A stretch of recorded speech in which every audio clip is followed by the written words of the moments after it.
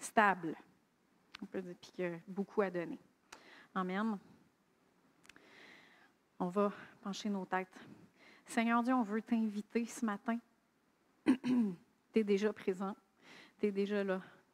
Et on veut te remercier parce que, tu as un amour. Tu es amour. Et on place notre foi dans ton amour pour nous. On place notre foi, notre confiance dans l'amour que tu as pour nous. Et Seigneur, on te demande de venir nous parler, venir te révéler à nous ce matin. Dans le nom de Jésus. Amen. Amen. Amen. Bon, les dernières fois que j'ai parlé avec vous, on a parlé de croître à tous égards en celui qui est le chef Christ. Croître à tous égards, ça veut aussi dire maturer, non? Est-ce qu'on est appelé à maturer en tant que chrétien? Oui. On va lire dans Éphésiens 4, chapitre 4. Je l'ai dit. On va commencer au verset 11. C'est lui qui a donné les uns comme apôtres, les autres comme prophètes, les autres comme évangélistes, les autres comme bergers et enseignants. Berger, c'est le mot pour pasteur et enseignant. Il le fait pour former les saints aux tâches du service en vue de l'édification du corps de Christ, jusqu'à ce que nous parvenions tous à l'unité de la foi et de la connaissance du Fils de Dieu, à la maturité de l'adulte, à la mesure de la stature parfaite de Christ. Ça, on parle de croître, de maturer. Pasteur Joël a parlé les dernières fois de marcher dans l'amour.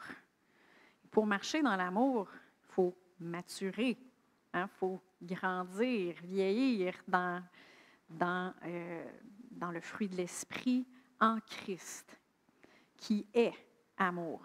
Et pour faire ça, il va falloir qu'on abandonne certaines affaires de notre enfance, de notre adolescence spirituelle que je parle. C'est quoi des caractéristiques de l'adolescence? Up and down. Il y a d'autres choses, d'autres caractéristiques de l'adolescence. Oui. La découverte, oui. Crise d'identité, oui. Mange beaucoup. Oui. Ça, c'est vrai. Mais ça, c'est positif. Si on le met spirituellement, c'est positif. Il mange beaucoup. Mais aussi, l'adolescence est caractérisée par un sentiment de comment est-ce qu'on dit ça? Invincibilité. Tiens, on va dire ça de même. De toute puissance, d'invincibilité. Aussi, ils commencent à développer leur raisonnement abstrait. Donc, ils commencent à penser par eux-mêmes. Puis, ils vont commencer à remettre en question les choses qui sont établies dans leur vie, qui sont communiquées par l'adulte. Ils sont en train de développer leur indépendance. Ça, c'est bon. Et c'est bon aussi qu'ils apprennent à développer leur autonomie puis à penser par eux-mêmes, parce que là, ils commencent à voir, ben là, je ne vais pas manger un araignée, c'est pas bon. Oui. Les enfants, des fois, ils vont manger du sable. Ils vont se mettre ça dans la bouche. Puis les ados, ben, ils savent que c'est plus bon. Hein?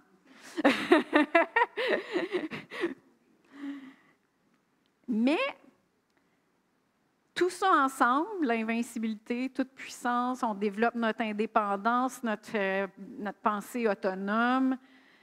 Ça aussi, une des caractéristiques, c'est qu'on commence à penser qu'on en sait beaucoup. Hein? On en sait beaucoup. Plus que nos parents. C'est une caractéristique de l'adolescence. C'est la même chose spirituellement. Quand on commence à vieillir spirituellement, on commence à découvrir des choses de la parole. On commence à entendre le Saint-Esprit nous parler dans nos cœurs. On commence à comprendre plein de choses dans la parole de Dieu. Puis, immanquablement, on va commencer à voir des choses qui ne sont pas correctes dans la vie des autres chrétiens. Puis on va commencer à juger parce qu'on en sait beaucoup. Ça, c'est une caractéristique de l'adolescence. On en sait beaucoup et on va commencer à juger. Ah, il ne devrait pas dire ça, c'est une mauvaise confession. Il n'a pas écouté la prêche la semaine passée? Puis là, il y a quelqu'un qui vit quelque chose de difficile. Bien, il a juste à prendre autorité, voyons. C'est des jugements. Des jugements. Et le titre du message aujourd'hui, c'est « Ne juge pas ». Tu peux mettre l'image. On va commencer dans notre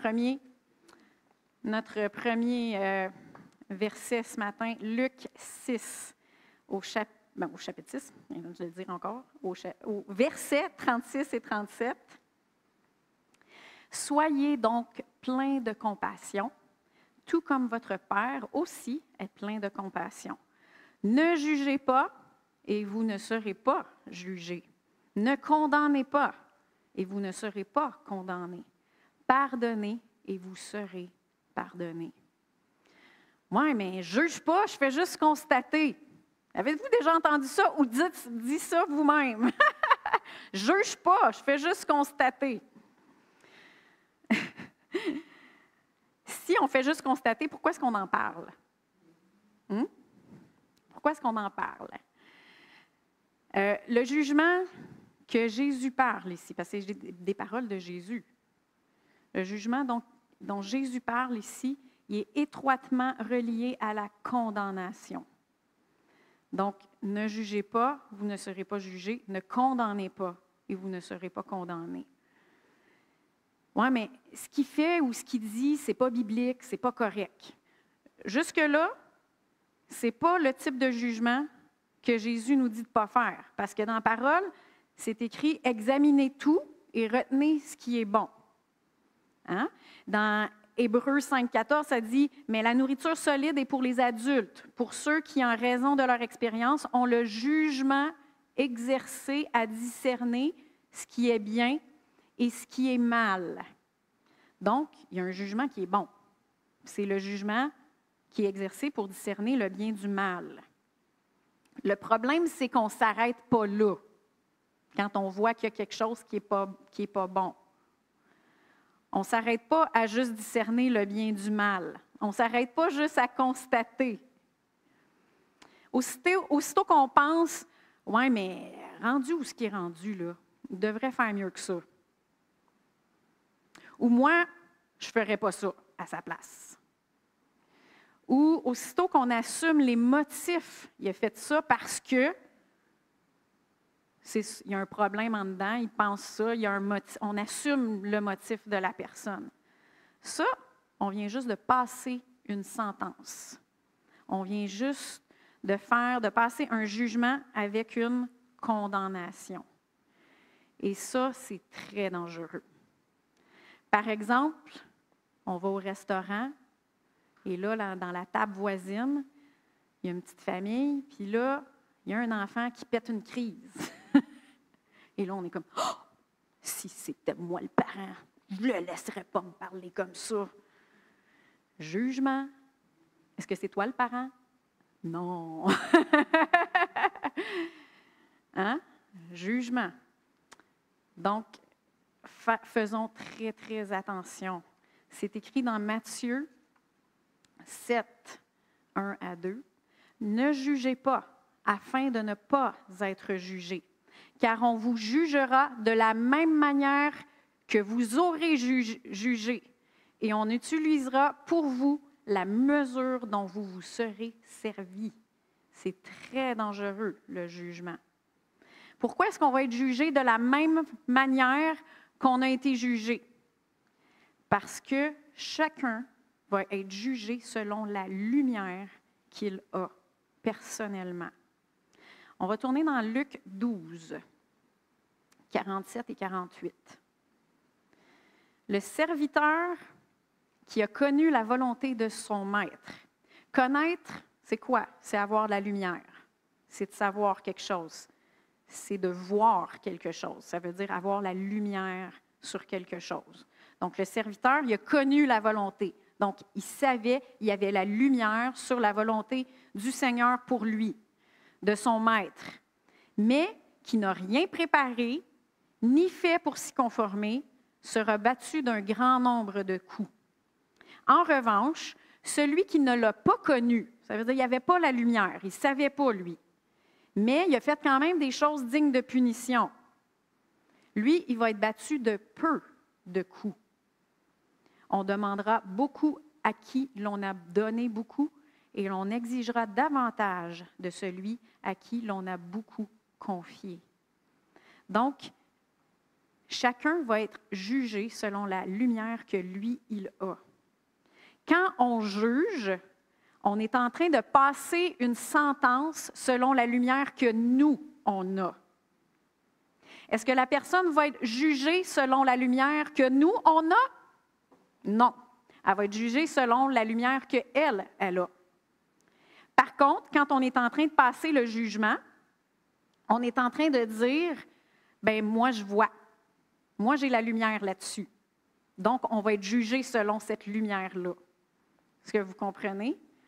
Donc, de la même manière qu'on a jugé quelqu'un, nous, on va être jugé parce qu'on est en train de dire à Dieu, bien, moi, je l'ai la lumière là-dessus.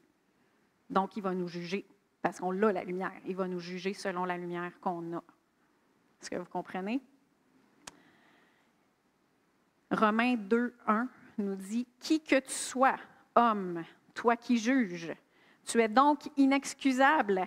En effet, en jugeant les autres, tu te condamnes toi-même, puisque toi qui juges, tu agis comme eux. » Et ça, ce verset-là, ça nous fait détourner les yeux des autres sur nous. On est bon pour juger les autres selon leurs actions, mais nous, on veut que les autres nous jugent selon nos motifs. Hein? C'est important. Si on veut que les autres nous jugent selon nos motifs, il faut que nous, on les juge aussi selon leurs motifs. Amen. Jacques 2, 12 et 13 nous dit « Parlez et agissez comme des personnes appelées à être jugées par une loi de liberté. Car le jugement est sans compassion pour qui n'a pas fait preuve de compassion. La compassion triomphe du jugement. » C'est tellement clair. Hein? Quand quelqu'un prend une décision, qui dit quelque chose ou qui fait quelque chose que nous, on perçoit comme étant pas une bonne chose ou pas la bonne direction à prendre, il faut faire preuve de compassion. On n'a aucune idée de la lumière que la personne a là, elle. On ne le sait pas. On n'est pas dans ses bottines. On ne sait pas non plus la pression que la personne a vie. Peut-être qu'elle a des pressions sur elle, que nous, on ne sait pas qu'est-ce qu'elle est en train de subir. On ne sait pas, peut-être qu'elle s'est déjà repentie. Hein? Elle a dit quelque chose, hey, elle n'aurait dû pas dire ça. Bien, peut-être qu'elle a regretté et qu'elle s'est déjà repentie. Puis peut-être qu'on ne serait pas mieux dans la même situation. Romains 14, 4 nous dit « Qui es-tu pour juger le serviteur d'un autre? Qu'il tienne bon ou qu'il tombe, cela regarde son serviteur, mais il tiendra bon, car Dieu a le pouvoir de l'affermir. » Amen. Je vais prendre une petite gorgée d'eau. Est-ce que vous saviez qu'on n'est pas obligé d'avoir une opinion? C'est quelque chose que plusieurs chrétiens, eux autres, on dirait qu'on est obligé d'avoir une opinion sur tout. Mais Jésus nous a rachetés d'avoir une opinion. Amen. Si ça ne nous concerne pas personnellement, si on n'a aucune autorité pour l'adresser, on ne devrait même pas en parler. On ne devrait même pas laisser ça tourner dans notre tête. Parce que ça ne nous concerne pas. Ou on n'a pas l'autorité pour l'adresser. Si on n'a pas l'autorité pour l'adresser, on n'est pas obligé d'avoir une opinion là-dessus. Amen? Si on sait qu'est-ce que le Seigneur nous a dit personnellement pour nous, bien c'est pour nous. Fait qu'on le garde pour nous. Et on ne juge pas l'autre personne. Romains 14, 1 nous dit « Accueillez celui qui est faible dans la foi sans discuter des opinions. » Saviez-vous que le mot « discuter » ici, c'est le même mot grec utilisé dans Hébreux 5, 14. Tantôt, quand j'ai parlé qu'on a le jugement, c'est quoi le tantôt? Exercer à discerner ce qui est bien et ce qui est mal. Le mot « discerner », c'est le même mot que « discuter ». Fait que on ne discute pas, puis on ne juge pas les opinions des autres. On est racheté de ça. On n'est pas obligé d'avoir une opinion sur les opinions. Une opinion, oui. On n'est pas obligé de nous juger les opinions des autres si ça ne nous concerne pas. Oui, mais si ça m'arrivait, j'aimerais ça savoir qu'est-ce qu'il faut que je fasse. Bien, tu vas le savoir quand ça va t'arriver. Ça va te concerner. Là, ça ne te concerne pas. On n'est pas obligé d'avoir une opinion. Qui est-ce que Dieu nous dit de juger? Nous-mêmes. Nous-mêmes. 1 Corinthiens 11, 31. Si nous nous jugions nous-mêmes, nous ne serions pas jugés. C'est soi-même qu'il faut examiner, ce n'est pas les autres. 2 Corinthiens 13, 5, ça nous dit « Examinez-vous vous-même pour savoir si vous êtes dans la foi. Mettez-vous vous-même à l'épreuve. » On n'examine pas les autres pour savoir s'ils sont dans la foi. On examine nous pour savoir si on est dans la foi. Amen. Puis malheureusement, dans les cercles de foi, que je vous informe qu'on fait partie, on fait partie des cercles de la parole, de la foi, on prêche la foi, Pasteur Joël prêche sur la foi et l'importance de la parole, de mettre notre foi, bâtir notre vie sur la parole. Et souvent, dans nos cercles de foi, on pense qu'on a été mandaté pour être des polices divines, pour vérifier si les autres, ils sont dans la foi. Aïe, aïe, aïe. C'est correct s'il y a un ami qui est proche de toi et qui t'a demandé de l'aider dans la foi puis de le corriger quand il dit quelque chose qu'il ne devrait pas dire. Hey, tu m'as dit de te le dire, là, ça, c'est pas dans la foi, c'est correct. S'il te donne le droit de le faire, c'est correct. Mais s'il ne te donne pas le droit, s'il ne te donne pas la place, on est appelé à se juger soi-même et à vérifier si nous-mêmes, on est dans la foi. Amen. Et pourtant, trop de chrétiens vont lire la parole de Dieu ou écouter la parole prêchée en ayant une mentalité de « ça m'est dû », ou une mentalité de droit. Puis je vais expliquer qu'est-ce que je veux dire par là. C'est une mentalité de... En fait, je vais vous donner un exemple, puis... mettons, Joël parle de marcher dans l'amour. Si on écoute son message, puis qu'on pense à toutes les personnes qui n'ont pas marché dans l'amour envers nous, on a manqué le bateau. À qui est-ce qu'il est en train de parler? Aux autres qui n'ont pas marché dans l'amour envers nous ou à nous? À nous. Amen. Dans Matthieu 25, 43 et 45, si on lit ce verset-là, « J'étais étranger et vous ne m'avez pas accueilli. J'étais nu et vous ne m'avez pas habillé. J'étais malade et en prison et vous ne m'avez pas rendu visite. » Ils répondront aussi, « Seigneur, quand avons-nous vu affamé ou assoiffé ou étranger ou nu ou malade ou en prison et ne t'avons-nous pas servi? » Et il leur répondra, « Je vous le dis en vérité, toutes les fois que vous n'avez pas fait cela à l'un de ces plus petits, c'est à moi que vous ne l'avez pas fait. » Si on lit ça avec une mentalité de ce qui m'est dû à moi, on va dire, Ouais, ben moi, je suis malade, puis il n'y a pas personne qui est venu me visiter. Là, on est en train de juger les autres. À qui est-ce que Jésus parle dans ce passage-là? Il parle à nous. Il parle à moi. Qu'est-ce que moi, je fais? Pas qu'est-ce que les autres font pas pour moi. Et c'est extrêmement important de ne pas avoir une mentalité de ce qui m'est dû et de ne pas juger les autres, mais de se juger soi-même. Parce que ce sont les humbles qui reçoivent la grâce de Dieu. Puis quand on pense que ça m'est dû, bien, on se coupe de la grâce de Dieu. Oui, mais les chrétiens, ils ne m'encouragent pas dans mes projets d'affaires. Si tu penses que ça t'est dû, tu te prives de la grâce de Dieu pour qu'il pourvoie à tes besoins et pour qu'il prospère ton entreprise. Il faut se juger soi-même. Il ne faut pas penser que ça nous est dû. Puis, il faut faire aussi attention dans les cercles de la foi de ne pas tomber dans cette mentalité.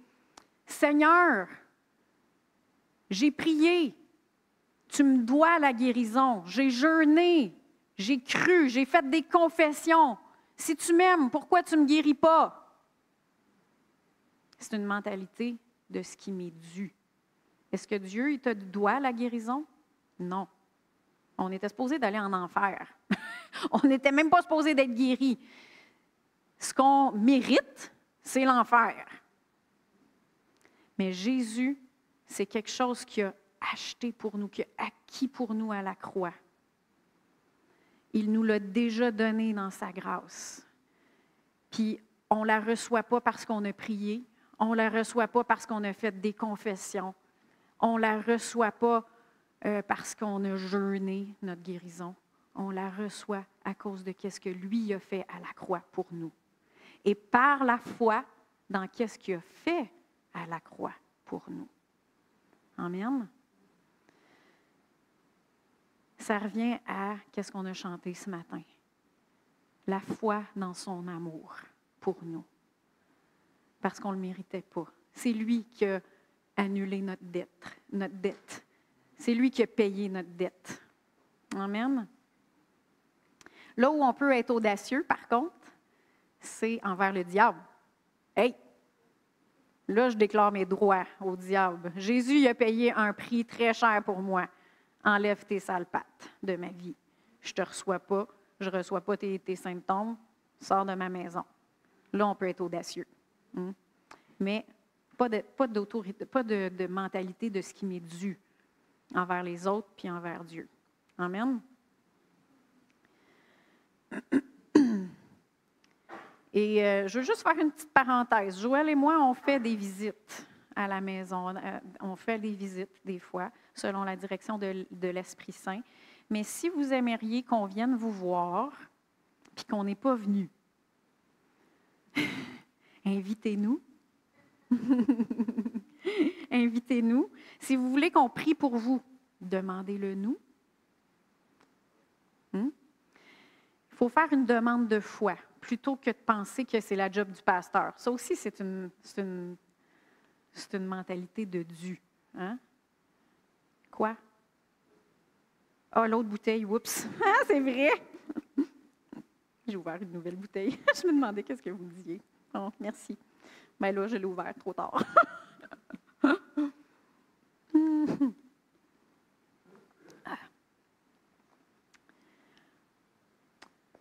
Jacques 5, 14, 15, ça dit « Quelqu'un parmi vous est-il malade? Qu'il appelle les anciens de l'Église. » Oui, c'est ça. « Et que les anciens prient pour lui en lui appliquant de l'huile au nom du Seigneur. La prière de la foi sauvera le malade et le Seigneur le relèvera. » Qui a fait l'appel? Le malade. Donc, c'est lui qui a fait une demande de foi. Donc, ça ne veut pas dire qu'on ne va pas faire des visites selon, mettons que le Saint-Esprit nous met à cœur d'aller voir des personnes dans l'Assemblée, on va le faire. Mais si on n'est pas venu et que vous aimeriez qu'on aille vous voir, invitez-nous. Faites une demande, appelez et on va aller vous voir puis on va prier puis la prière de la foi va vous relever. Amen. Amen. Puis je comprends qu'il y a différentes manières de fonctionner dans différentes églises, mais je vais juste vous expliquer comment moi et Joël, on fonctionne en tant que pasteur. Je voulais faire cette petite parenthèse-là. Amen. Qui corrige qui? Parce que là, on a parlé qu'il faut qu'on se juge nous-mêmes. Mais il y a des versets dans la Bible qui parlent de correction, qui parlent avec le mot « juger ». Et là, on peut se poser des questions. 1 Corinthiens 5, 11, 13. En fait, ce que je vous ai écrit, c'est de ne pas entretenir des relations avec quelqu'un qui, tout en se disant votre frère, vit dans l'immoralité sexuelle, est toujours désireux de posséder plus, ça c'est être cupide, idolâtre, calomniateur, ivrogne ou voleur, de ne pas même manger avec un tel homme. Est-ce à moi, en fait, de juger les gens de l'extérieur? Ça, il parle des gens de l'extérieur de l'Église qui ne sont pas sauvés. N'est-ce pas à ceux de l'intérieur que vous devez juger? Les gens de l'extérieur, Dieu les jugera. Chassez le méchant du milieu de vous. Fait que là, quand on lit ça, ben, là, tu vois, Jessie, là, la Bible a dit qu'il faut qu'on juge.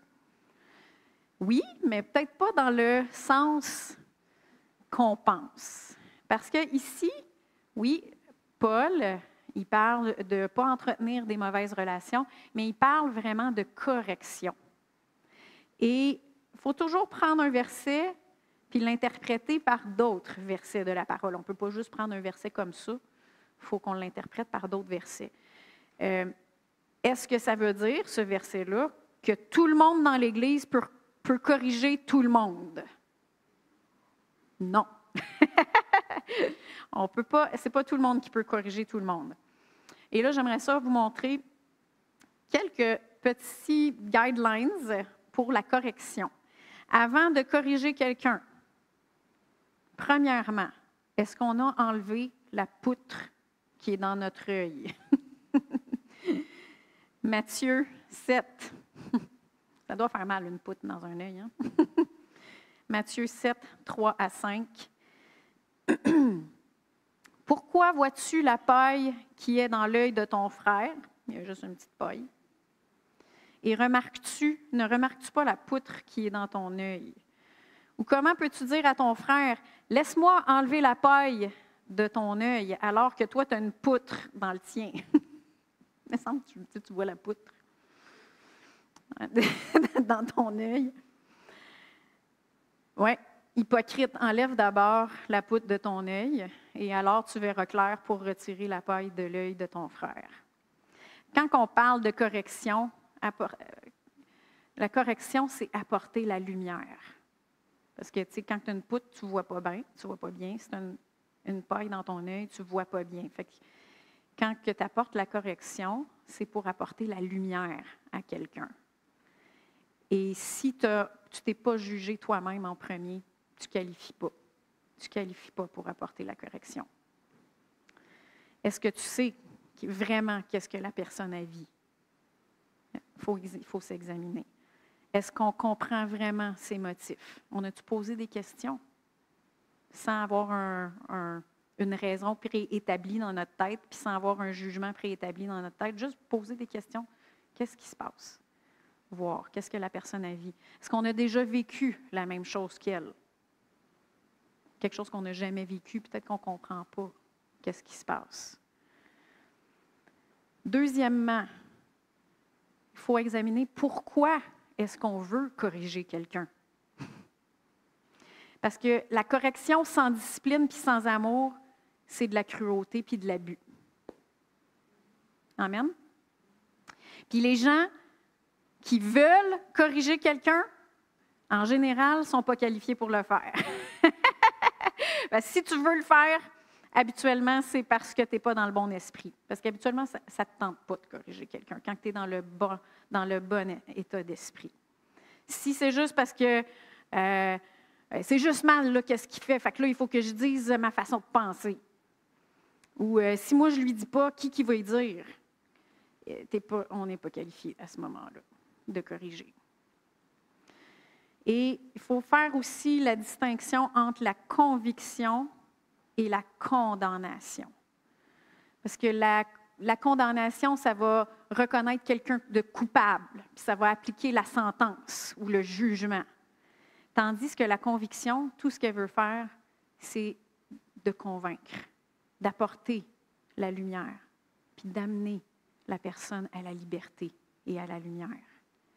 Et le ministère de l'Esprit Saint, c'est jamais de condamner. Dans Jean 16, 8, ça nous dit, « Et quand il sera venu, en parlant du Saint-Esprit, le Consolateur, il convaincra le monde en ce qui concerne le péché, la justice et le jugement. » Son ministère, à lui, ce n'est pas un ministère de condamnation, c'est un ministère de conviction. Et si on administre, quand on est en train de corriger quelqu'un, si on administre la condamnation, on est sorti du ministère du Saint-Esprit. Il ne faut jamais administrer la condamnation. Si on le fait, on a quitté le ministère du Saint-Esprit. Troisièmement, est-ce qu'on a la place pour corriger? On a-tu la place pour le faire? Dans 2 Corinthiens 10, 13 et 14, ça nous dit, pour nous, et là c'est l'apôtre Paul qui parle ici, pour nous, nous ne voulons pas nous glorifier hors de toute mesure. Nous prendrons au contraire pour mesure le domaine que Dieu nous a départi en nous faisant parvenir aussi jusqu'à vous. Nous ne dépassons pas nos limites, comme si nous n'étions point parvenus jusqu'à vous, car c'est bien jusqu'à vous que nous sommes arrivés avec l'Évangile du Christ. C'est important de connaître les limites de notre autorité. Amen. Surtout quand il est question à la correction. Est-ce que ça nous concerne, nous, personnellement? Est-ce que ça nous concerne, est-ce que ça concerne nos enfants? Sinon, zip, de lip. Ça ne nous concerne pas. Est-ce que la personne est dans la sphère de notre autorité? Peut-être qu'on a une responsabilité dans l'Église. On est responsable, mettons, je ne sais pas, mettons, le responsable du ministère des enfants, responsable d'une équipe quelconque. Est-ce que la personne est dans notre sphère d'autorité? Et est-ce que aussi, ça a le rapport à la fonction dans l'Église? Ça n'a pas rapport, ce n'est pas à nous de corriger. Il faut connaître les limites de notre autorité. Si jamais on voyait quelque chose qui serait dangereux dans l'Église, mettons, on voit quelqu'un qui a des comportements douteux et on pense que ça peut être vraiment dangereux pour d'autres brebis, mais qu'on n'a pas l'autorité pour le faire, il faut se rapporter à l'autorité puis avertir à ce moment-là. Parce qu'on est un corps ensemble, hein, puis on veut travailler ensemble, puis on veut se protéger les uns les autres. Mais rapporter à l'autorité, ça ne veut pas dire en discuter à la maison, puis en jaser avec des amis, puis c'est différent. Est-ce que la personne aussi te donne de la place dans sa vie? Des fois, il y a des choses que même si tu as l'autorité pour le faire, si la personne ne te donne pas la place dans sa vie pour le faire, ça ne sert à rien de le faire, parce qu'elle ne va pas recevoir de toute façon. Si la personne vient te voir et elle dit « Ouais, mais Dieu m'a dit qu'il fallait que je fasse ça. Dieu m'a dit. » Qui suis-je, moi, pour dire que Dieu ne t'a pas dit de faire ça? Hein? Je ne peux pas argumenter. Même si moi, je vois que ce n'est pas Dieu, bien, Dieu t'a dit. Fait que on peut pas. Est-ce qu'on a la place pour le faire? C'est important. Et aussi, est-ce que la personne est en autorité sur toi ou est-ce qu'elle est plus vieille que toi? Dans la parole, on voit qu'il y a de l'honneur. Il y a une forme de hiérarchie, qu'on pourrait dire. Je sais que ce n'est pas un mot qui est très populaire, mais il y a une forme de respect. les enfants ne sont pas supposés de corriger leurs parents. C'est les parents qui sont supposés de corriger leurs enfants. Ou s'il y a quelque chose qui ne sont pas d'accord, il y a une manière de l'apporter. Ton enfant, il peut venir te voir, puis « Hey, pourquoi tu as fait ça, maman? Pourquoi tu as dit ça? Est-ce que je peux-tu comprendre? » Là, ça va nous faire réfléchir. Mais s'il dit « T'as fait ça parce que papa, est-ce que tu penses que en tant qu'autorité parentale, on va avoir le goût de... Est-ce que c'est correct? » On parle d'honneur présentement. Donc, en règle générale, les gens qui sont sous l'autorité ne devraient pas corriger quelqu'un qui est en autorité. Ça ne veut pas dire qu'on ne peut pas donner de la place à quelqu'un pour que quelqu'un nous parle dans notre vie, même si on est en autorité. Ça ne veut pas dire non plus que quelqu'un de plus jeune ne peut pas avoir la place pour parler dans notre vie. La preuve, c'est que Timothée, il était pasteur, il avait 40 ans à peu près, les historiens disent, et il nous dit ici dans 1 Timothée 5, 1, « Ne reprends pas le vieillard avec dureté, mais encourage-le comme un père. » Donc, il était pasteur, il y avait une autorité dans l'Église, mais il fallait qu'il honore les personnes qui étaient plus âgées que lui. Et la manière de lui parler, ce n'était pas de le reprendre, c'était de lui parler comme un père, de l'encourager. Quand on a des choses comme ça qu'on peut voir, mais on peut encourager, on peut poser des questions. Des fois, les gens ne voient pas. On leur pose des questions. Et si ça fonctionne, mais merci Seigneur, le Seigneur va avoir parlé à la personne. Donc, il y a plein de choses, je pourrais en parler longtemps, là, et rentrer dans plusieurs détails, mais ce n'était pas la place ce matin, mais je voulais juste qu'on voit, avant de corriger, avant d'apporter la correction, il faut voir premièrement, est-ce qu'on a la place pour le faire? Est-ce qu'on s'est examiné soi-même? Pourquoi est-ce qu'on le fait? On le fait-tu dans l'amour? On le fait-tu parce que c'est la bonne chose à faire? Et est-ce qu'on administre la conviction? Et dernière chose, c'est que même si on a l'autorité et la place pour faire, il faut toujours être dirigé par le Saint-Esprit. Parce que le Seigneur va nous diriger autrement d'une personne à l'autre. Il n'y a pas de manuel d'instruction. C'est comme avec les enfants. Tu ne vas pas corriger ton enfant, un de tes enfants, de la même façon que tu vas corriger ton autre enfant. Il faut vraiment être dirigé par le Saint-Esprit. Dans Galates 6.1, ça nous dit « Frères et sœurs, si un homme vient à être surpris en faute, vous qui êtes spirituels, redressez-le dans un esprit de douceur. Veille sur toi-même, de peur que toi aussi, tu ne sois tenté. » Et ça ne veut pas dire « Ah, ben moi, je suis spirituel, fait que je vais aller la corriger. » C'est pas du tout dans cette optique-là que ça a été écrit. Non, ça nous demande dans quel esprit il faut qu'on apporte la correction. C'est dans un esprit de douceur, dans un esprit d'humilité. Puis ça nous démontre qu'on s'est examiné en premier. Ça nous démontre qu'on a la place, on a regardé pour voir si c'était vraiment la bonne chose à faire, on a-tu vraiment la place pour le faire, puis ça nous démontre qu'on le fait aussi selon la direction du Saint-Esprit. Parce qu'être spirituel, c'est d'être dirigé aussi par l'Esprit. Amen. Jude 1, 23-24. « Ayez compassion des uns en faisant preuve de discernement. Quant aux autres, sauvez-les avec crainte en les arrachant au feu, en détestant jusqu'aux vêtements souillés par leur contact. » Donc, qu'est-ce qui nous dit qu'on agit avec les uns ou on agit de l'autre façon avec les autres? C'est la direction du Saint-Esprit. Amen. Puis ça nous démontre aussi qu'il y a des personnes dans notre vie mettons qu'on est proches l'un de l'autre. Ce n'est pas juste au pasteur de juste faire de la correction. Des fois, tu vas avoir un ami proche, puis il t'a laissé de la place dans sa vie. Il t'a de l'influence.